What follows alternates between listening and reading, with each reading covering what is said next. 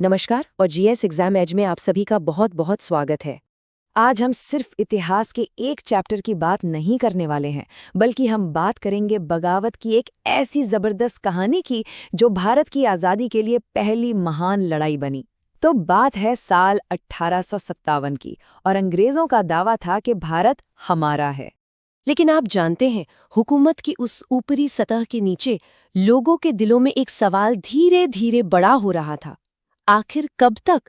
ये सवाल सिर्फ एक सवाल नहीं था, ये उस गुस्से का प्रतीक था जो अंदर ही अंदर सुलग रहा था। तो ये सवाल उठ ही क्यों रहा था?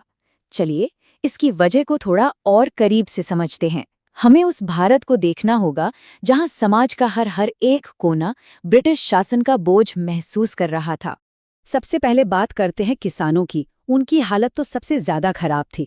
भारी भरकम टैक्स ने सचमुच उनकी कमर तोड़ दी थी। उनकी पूरी की पूरी आजीविका मानो तबाह हो चुकी थी। इसके बाद नंबर आता है कारीगरों का। सोचिए, जिनके हुनर की दुनिया दीवानी थी, अंग्रेजों ने उनके पारंपरिक काम धंधे को ऐसे खत्म किया कि उनके हाथ बिल्कुल खाली रह गए।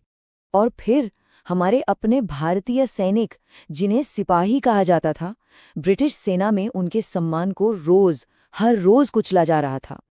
और इस पूरे असंतोष के बीच जो हमारा पारंपरिक नेतृत्व था, वो बिल्कुल शक्तिहीन था। दिल्ली के लाल किले में जो बादशाह थे, बहादुर शाह जफर, वो एक शासक कम और एक शायर ज्यादा थे। और आम लोग, वो तो बस चुपचाप ये सब सह रहे थे। तो माहौल में चारों तरफ एक बेचैनी थी, एक गुस्सा था। इस सुलगते हुए गुस्से को आग बनने के लिए बस एक छोटी सी चिंगारी की जरूरत थी। और ये चिंगारी ये लगी मार्च 1857 में बैरकपुर में। मंगल पांडे नाम के एक सिपाही ने अकेले खड़े होकर उस अन्याय के खिलाफ आवाज उठाने का फैसला किया। देखिए, ये मामला सिर्फ एक राइफल का नहीं था, ये मामला था धर्म का, सम्मान का। एक अफवाह तेजी से फैली कि जो नई एनफील्ड राइफल आई है, उसके कारतूसों पर गाय और सुअर की चर्बी लगी है। और दिक्कत ये थी कि इन कारतूसों को खोलने के लिए दांतों से काटना पड़ता था। ये तो हिंदू और मुस्लिम दोनों ही सैनिकों के धर्म पर एक सीधा हमला था। मंगल पांडे का वो कदम, उसकी सांकेतिक ताकत बहुत ज्यादा थी। उनकी गोली सिर्फ एक अंग्रेज अफसर पर नहीं चली थी, असल में वो गुलामी पर चली पहली गोली थी। उसने औपनिवेशिक हुकूमत के खिलाफ पहले प्रहार का काम किया। उस एक गोली ने एक ऐसी चेन रिएक्शन शुरू कर दी जिसने उस छोटी सी चिंगारी को एक भयानक आग में बदल दिया। एक ऐसी आग जो देखते ही देखते पूरे उत्तर भारत में फैल गई। ये विद्रोह बहुत तेजी से एक पूरी बगावत में बदल गया। 10 मई 1857 मेरठ में सिपाहियों ने जेल तोड़ दी और सीधा दिल्ली की ओर मार्च कर दिया। वहां पहुंचकर उन्होंने बूढ़े हो चुके बहादुर शाह जफर को अपना नेता घोषित कर दिया। और इस तरह एक शायर बादशाह, जो शायद कभी जंग नहीं लड़ना चाहते थे, उन्हें आज़ादी की इस लड़ाई का नेतृत्व करने की भूमिका में आना पड़ा। उन्होंने कहा, अगर ये जंग है तो मैं तुम्हारे साथ हूं। और देखते ही देखते ये बगावत पूरे देश में फैल गई। एक से बढ़कर एक लीडर सामने आए। झांसी से आवाज आई वीर रानी लक्ष्मीबाई की, जिन्होंने ऐलान किया, मैं अपनी झांसी नहीं दूंगी। विद्रोह का एक और बड़ा सेंटर था कानपुर। यहाँ कमान संभाली नाना साहेब और उनके शानदार रणनीतिकार तात्या टोपे ने। कहानी आगे बढ़ती है लखनऊ तक, जहाँ एक और बहुत ही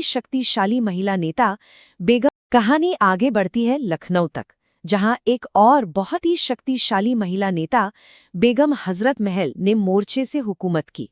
और ये विद्रोह कितना व्यापक था, इसका अंदाजा आप इस बात से लगा सकते हैं कि बिहार में 80 साल के एक योद्धा कुंवर सिंह ने भी अंग्रेजों से लोहा लिया। उम्र बस एक नंबर थी, उनका दृढ़ संकल्प देखने लायक था। इतने अविश्वसनीय साहस और इतनी कुर्बानियों के बावजूद धीरे धीरे पासा पलटने लगा। तो सवाल यह है कि आखिर गलती हुई कहाँ, क्या कमी रह गई थी? यहीं पर हमें इस विद्रोह की सबसे बड़ी चुनौती समझ में आती है। देखिए, सिर्फ बहादुरी ही अंग्रेजों की संगठनात्मक और तकनीकी ताकत को हराने के लिए काफी नहीं थी। हमारे विद्रोहियों के पास, हाँ, हर कोने में जांबाज हीरो थे, इसमें कोई शक नहीं। लेकिन उनके सामने कौन थे? अंग्रेज, जिनके पास थे आधुनिक हथियार और एक सोची समझी कोऑर्डिनेटेड स्ट्रैटेजी। और हमारे पास कोई एक सिंगल यूनिफाइड प्लान नहीं था। फिर अंग्रेजों ने एक एक करके विद्रोह के बड़े सेंटर्स को सिस्टमैटिकली दबाना शुरू कर दिया। दिल्ली पर उन्होंने फिर से कब्जा कर लिया, कानपुर हमारे हाथ से निकल गया और झांसी की रानी वीरगति को प्राप्त हुई। हाँ, ये सच है कि विद्रोह को सेना के दम पर कुचल दिया गया था, लेकिन इसकी जो आत्मा थी, जो जज्बा था, उसे कोई नहीं हरा सका। ये अंत नहीं था, बल्कि एक नई सुबह की शुरुआत थी। इस पूरी घटना ने एक बहुत बड़ा मनोवैज्ञानिक बदलाव ला दिया। अब भारत को ये पता चल चुका था कि वो ब्रिटिश साम्राज्य को चुनौती दे सकता है। क्रांति भले ही हार गई थी, लेकिन अंग्रेजों का जो खौफ था वो हमेशा हमेशा के लिए खत्म हो गया था। 1857 का ये विद्रोह आज़ादी की उस लंबी सड़क पर एक बहुत ज़रूरी पहला कदम साबित हुआ। कहा जाता है कि 1857 की यही आग आगे चलकर 1947 में आज़ादी की लॉ बनी। तो आखिर में एक सवाल के साथ आपको छोड़े जाते हैं जो सोचने पर मजबूर करता है। क्या 1857 एक नाकामी थी या आज़ादी का पहला सबक? शायद इसे हार के तौर पर नहीं, बल्कि एक ऐसे मोड़ के तौर पर देखा जाना चाहिए जिसने हमारे भविष्य की नींव रखी। आज की इस चर्चा में शामिल होने के लिए बहुत बहुत धन्यवाद। इतिहास की ऐसी ही गहरी और दिलचस्प कहानियों के लिए GS एग्जाम एज को सब्सक्राइब करना बिल्कुल न भूलें।